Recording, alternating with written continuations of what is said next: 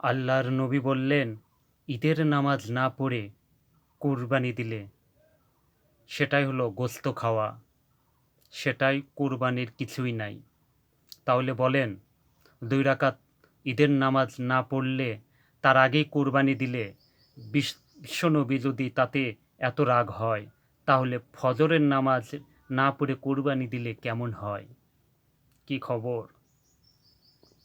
কোরবানির দিন গোশত কুটতে হাড্ডি কোবাইতে আপনি নাফরমান, জোহরও পড়লেন না, আসরও পড়লেন না, মাগরিবও পড়লেন না। আপনার মতো নাফরমান কি দরকার কুরবানি দেওয়া? বলেন। আপনি এমনিই তো ২০ কেজি গোশত কিনে রাখতে পারতেন। তাইলে তো ভালো হতো। আপনারে আপনি এটা কিসের কুরবানি দেন? কার জন্য দিচ্ছেন? কার জন্য দিচ্ছেন কুরবানি এটা? আল্লাহ বলছে, বান্দা আমি বুঝি না কিছু? জহরের নামাজও বাদ, আসরের নামাজও বাদ, মাগরিবের নামাজও বাদ, গোশত খাইতে রঙিন টেলিভিশনের সামনে ঈদের নাটক দেখেন, ঈদের সিনেমা দেখেন। ঈদ উপলক্ষে শুধু শুভ মুক্তি দিছে।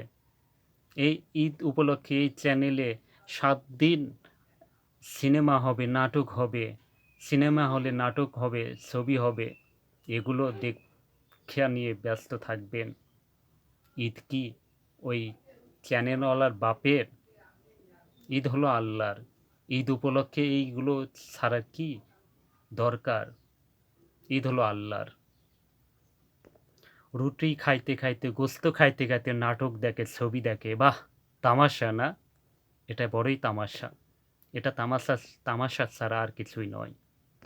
গোশত কোনো নতুন জিনিস না। গোশত সারা বছরই মানুষ খায়। দিলের মধ্যেও আল্লাহর সন্তুষ্টি থাকতে হবে। হারাম টাকা হইলে হবে না। হারাম টাকা ১ টাকাও মিশলে সেই কুরবানি হবে না।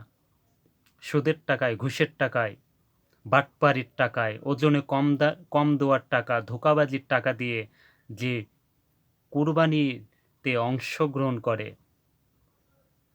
তার কুরবানি কখনো হবে না। নামে গোশত জোশ হইব, রুটি জোশ হইব, রুটিও সিদ্ধ হবে। আল্লাহ কাছে যাবে না সেই গোশত। আল্লাহ আমাদেরকে মাফ করে দেক।